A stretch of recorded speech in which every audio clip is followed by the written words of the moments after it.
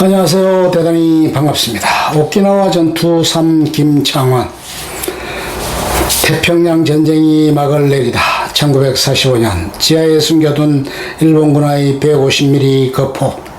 일본군의 2차 총공세 5월 4일 일본군 32군은 다시 최대의 반격을 실시하였다.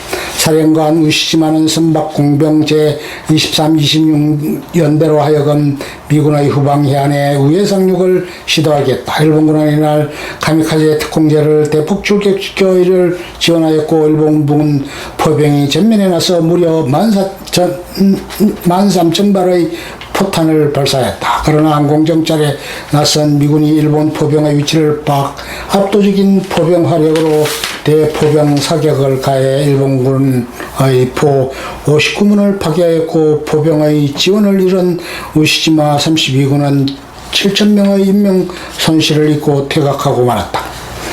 분수령이 된 수리전투. 일본군의 공세를 물리친 박근혜 사령관은 5월 11일 다시 총공세를 치렀다. 10일간의 치열한 전투가 뒤따랐다. 5월 13일 763 탱크대대의 지원을 받은 96사단이 요나바루 해안 평야를 9호번은 높이 145m의 도토리산을 점령했다. 이곳은 일본군 방어선의 동쪽 요지로서 1,000명의 일본군이 방어하고 있었다. 반대쪽 해안에서는 해병 1사단과 6사단이 슈가로프 산을 점령하였다. 슈가로프 산. 미군이 두 개의 요지를 점령하면서 슈리를 방어하는 일본군은 양측면에 노출되었다. 박근혜 중장은 슈리를 완전 포위하여 일본군 주력을 섬멸할 결심을 하였다. 5월 말 장마철에 접어들면서 엄청난 비가 내려 전장은 진창이 되었다. 병사들은 진흙 속에 살아가야 했고, 도로는 물에 잠겨 보급과 우송이 극도로 힘들어졌다. 미군과 일본군의 전사체는 진흙더미 속에 방치된 채 부패되어 갔다. 이런 상황을 극복한 제1해병사단과 1개대대가 드디어 슈리성을 점령했다. 자, 슈리성에 깃발을 꽂은 해병 1대대장 리차드 R. 로스 중령, 오키나와 남부의 전장. 슈리성의 점령한 미군의 사기를 크게 진작시켰고, 반대로 일본군의 전투 의욕을 꺾어버리면서 오키나와 점령작전의 분수령이 되었다. 슈리성은 해병 공격 3일 동안 미 전함 미시시피의 겉단을 온몸으로 막고 있었다. 미시시피의 포격을 피해 일본 32군이 남쪽으로 후퇴해가면서 미 해병은 비교적 손쉽게 슈리성을 점령할 수 있었다. 일본군은 미 포병의 집요한 추격에도 불구하고 주로 폭우가 내리는 야간을 틈타 성공적으로 철수했다. 32군은 남은 잠정 병력 3만 명을 기안 반도에 설정한 마지막 방어선으로 이동시켜 최후의 전투를 준비했다. 일본의 기록에 따르면 이들 3만 명 중 80%는 전투력을 상실한 병사들이었다. 이 기안 반도는 오키나와 전투 중 최대의 혈전장이 되었다. 일본 해군 육전대의 괴멸. 오타 미노루 소장 육전대의 전문가였다.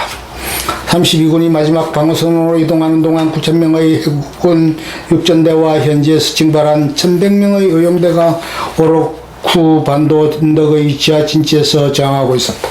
말이 육전대지 해군의 공병인 설령대 요원들을 급히 육전대로 전환 편성한 부대여서 전투력은 그다지 높지 않았다. 6월 4일 미 해병 6사단이 오로쿠 반도에 상륙하여 일본 해군 진지를 공격하였다. 이들은 격렬히 응전하다가 힘이 다하자 6월 13일 사령관 오타 미노루 소장을 비롯한 4,000명이 집단으로 자결해 버렸다. 오키나와 저항의 소멸. 박근혜 중장의 전사 하루 전 모습. 6월 17일 우시지마 사령관이 시위하는 32군의 잔전병들은 오키나와 최남단 이토만의 동남쪽 포위망으로 밀려들어갔다. 오키나와 전투가 막바지를 향하고 있던 6월 18일 미군 측 총사령관 박근혜 중장이 전선 시찰 중 일본군의 포탄에 맞아 전사했다. 그의 사령관직은 임시로 미 해병 사령관 로이 가이그 중장에 승계되었다. 그러나 닷새 뒤에 그는 중국 전선에서 오랜 경험을 쌓은 육군 조셉 스틸웰 중장에게 사령관직을 인계하였다. 일본군의 조직적 저항은 6월 21일 막을 내렸다. 우시지마 중장과 참모장 조 이상무 중장은 8.9 고지 참호에서 할복자살했다.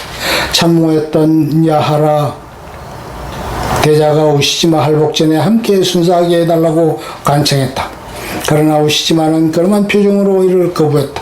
그는 결연하게 이야기했다. 자네까지 죽으면 오키나와 전투의 실상을 후세에 전해줄 만한 사람은 한 명도 없게 된다. 포로가 되는 일시적인 수치를 참아내고 살아남아라. 이것은 상관으로서의 명령이다. 야하라 대자는 전투에서 살아남아 포로가 된 최고 계급의 일본군 장교였다. 그는 전후 오키나와 전투라는 책을 써서 오키나와 전투의 참상과 비극적 최후를 알렸다. 양측의 피해. 오키나와 전투는 태평양 전투 중 가장 피를 많이 흘린 전투였다. 오키나와 현정은 평화공원에 세운 추모 위에 오키나와 전투에서 전사한 일본인 민간군의 희생자 이름을 새겨두고 있다. 오키나와 전투에서 전사한 일본군은 77,166명이었고 전쟁에 휘말려 희생된 오키나와 현민은 149,193명이었다. 미군이 14,009명이 전사했고 영국군도 82명이 전사했다. 우리 민족인 조선인들도 희생자가 많아 남한 출신이 365명이었고 북한 출신이 82명이었다. 오키나와 주민 전사 중 약 4만 명이 일본군에게 강제징집 또는 징용으로 끌려가 전투에 투입되어 죽은 경우였다. 미군의 인적 피해는 부상당하거나 사고로 죽거나 병으로 죽은 사람까지 합치면 약 8만 2천 명이었다. 미군이 세운 피난민 수용소. 미국 항공대가 이런 전투항공기는 768기였는데 이 중 전투 피해는 458기였고 나머지는 운용상의 사고로 인한 것이었다. 가미카제 특별 공격대의 내습으로 미 해군들도 큰 피해를 입었다. 368척의 연합군 선박이 파손되었고 28척의 구축함과 15척의 수륙 양용정이 격침되었다. 오키나와 주민의 희생, 오키나와 피난민 어린이들. 오키나와 전투에서 오키나와 주민들이 겪은 참화는 일반의 상상을 넘는 것이었다. 미군 침공 당시 오키나와에는 30만 명의 주민들이 있었는데 전투 중에 이 중 3분의 1이 넘는 민간인이 목숨을 잃었다.